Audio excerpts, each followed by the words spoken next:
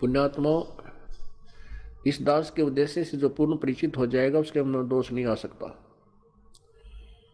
यदि कोई 10 रुपये दान करता है, उसके मन में दोष रहता है कि कहीं दुरुपयोग ना होता हो तुम्हारा दिया पैसा, तो वो दान नहीं, वो तो आपका अभिमान है और वो किया हुआ कराया सारा व्यर्थ है।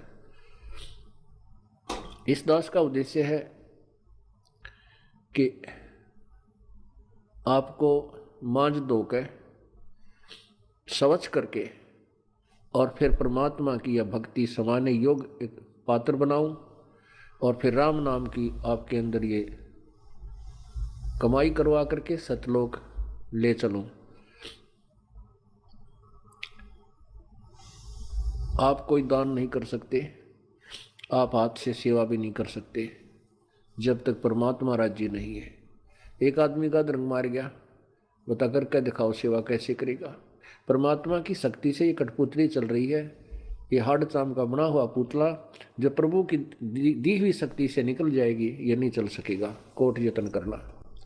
कहने का दास का भाव है कि न तो किए हुए दान पर विमान हो, दान भी परमात्मा देता है तभी हो सकता है। ऐसे गरीब आदमी हैं जिनके पास समय भी खाना खाने को नहीं है, वो कितना दान करेंगे। और आपके 100 प्रकार के झंझटों को हटा करके प्रभु ना जाने कितने हानियों को रोक करके आपके अंदर फिर प्रेरणा देता है। आपको पता लग जाता है कि मेरा यहाँ इतना विनाश होना था यदि आज मैं कबीर परमेश्वर की शरण में नहीं होता। फिर कुछ दिन के बाद आपके अंदर एक प्रेरणा आएगी, कुछ दिन के बाद फिर प्रेरणा होगी कि भगवान ने मेरा इतना लाभ दिया है तो क्यों ना एक पाठ करवा दूं। पहले परमात्मा ने आपको धन दिया और फिर आप पे प्रेरणा देकर आपके हाथ से दान करवाया, ना तो मन दान नहीं करने दे आपको। ये तो ऐसे ही आपकी बुद्धि को भ्रमित रखेगा कि तय मकान बना लूं, एक प्लाट और ले लूं, ये दान की तरफ नहीं चलने देगा। तो परमात्मा के बारे में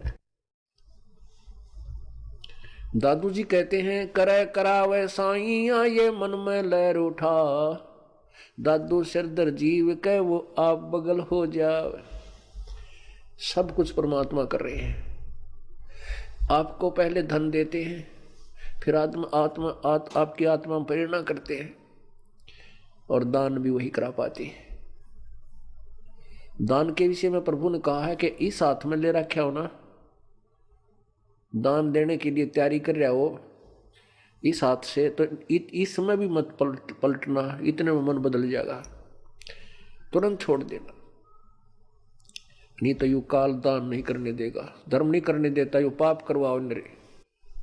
अब क्या बताते हैं परमात्मा, गुरु भक्ता मम आत्म होई, वाके हृदय रहूं समोई, 68 तीर्थ परम ब्रह्म आवे है, सो फल गुरु के चरणा पावे, 10वां अंश गुरु को दीजय, जीवन जन सफल कर दीजय। अब 10वां अंश गुरु को दीजिए। परमात्मा का नियम है कि 10वां अंश गुरु को दे। आप जितने भी हैं श्रद्धालु हैं, इनमें से 1-2 को छोड़कर मुझे नहीं लगता कि 10वां अंश आप दान कर पा रहे होंगे।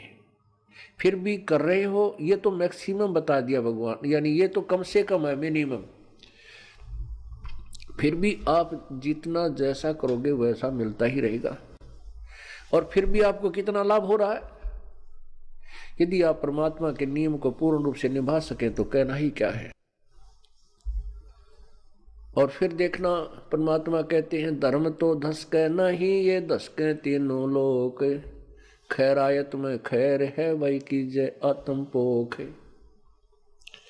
चढ़ी चौंच भर ले गई नदी न घट्यो नीर, दान दिए धन घटे नहीं, नो कह रे साहिब कबीर। परमात्मा अपनी शक्ति अपना साइन कर रहे हैं।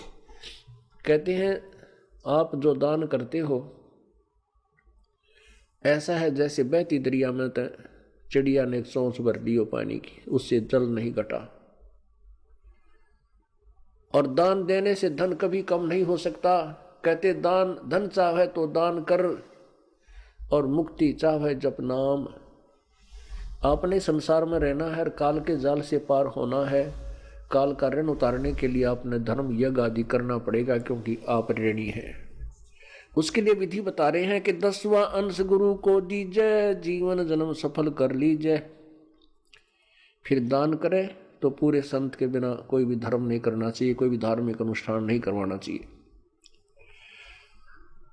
गुरु बिन होम यज्ञ नहीं की जय, गुरु की आज्ञा माय रही जय। गुरु सुर ध्यान समाना, पावे चरण मुक्ति परवाना। गुरु सुरतरु, सुरतरु माने कल्प वृक्ष, देवताओं का वृक्ष होता है। गुरु सुरतरु सुरधेनु समाना, सुरतरु का अर्थ होता है कल्प वृक्ष और सुरधेनु का अर्थ है कामधेनु। कहते गुरु जी आपको, सतगुरु जो होगा पूर्ण संत, आपको आपका सुरतरु का भी काम करेगा और सुरधेनु का भी। गुरु सुरतरु सुरधेनु समाना, पावे चरण मुक्ति परवाना। तन मन धन अर्प गुरु सेवै, हो गलतान उपदेश सही लेवै। क्या बताते हैं कि तन मन धन अर्प गुरु सेवै, हो गलतान उपदेश सही लेवै। सतगुरु की गति हृदय धारै, और सकल बकवाद निवारै। जो गुरुदेव बतावे उतना ही काम करे, उतनी क्रिया करे। और अपने सतर की जो भी किसी से सुनी सुनाई दंत कथा लोकवेद है, उसका कभी प्रयोग नहीं करे। अपना मनमाना आचरण नहीं करे, मनमानी साधना नहीं करे। गीता जी अध्याय नंबर 16 के श्लोक नंबर 23 में कहा है कि शास्त्र विधि को त्याग कर जो मनमाना आचरण करते हैं, मनमानी पूजा करते हैं, उनको ना तो कोई सुख होता, ना कोई कार्य, ना उनकी सिद्धि होती और न उनकी कोई गति होती। गुरु के सम्मुख वचन ना कहे, सो से रहनी गहनी सुख ले। गुरु के सामने कोई भी ऐसा वचन नहीं कहना चाहिए जिससे गुरुदेव को दुख हो।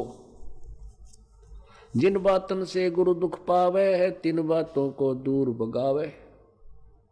चाहे कैसी भी आपको रुचिकर लगती हैं, चाहे आपको कैसे अच्छी लगती हैं जो क्रियाएं, और जिनको गुरु जी नाराज होते हैं कि ऐसा मत कीजिए, उन्हें तुरंत फेंक दे, ठाके पटक दे एक तरफ, यदि आपने मोक्ष चाहिए।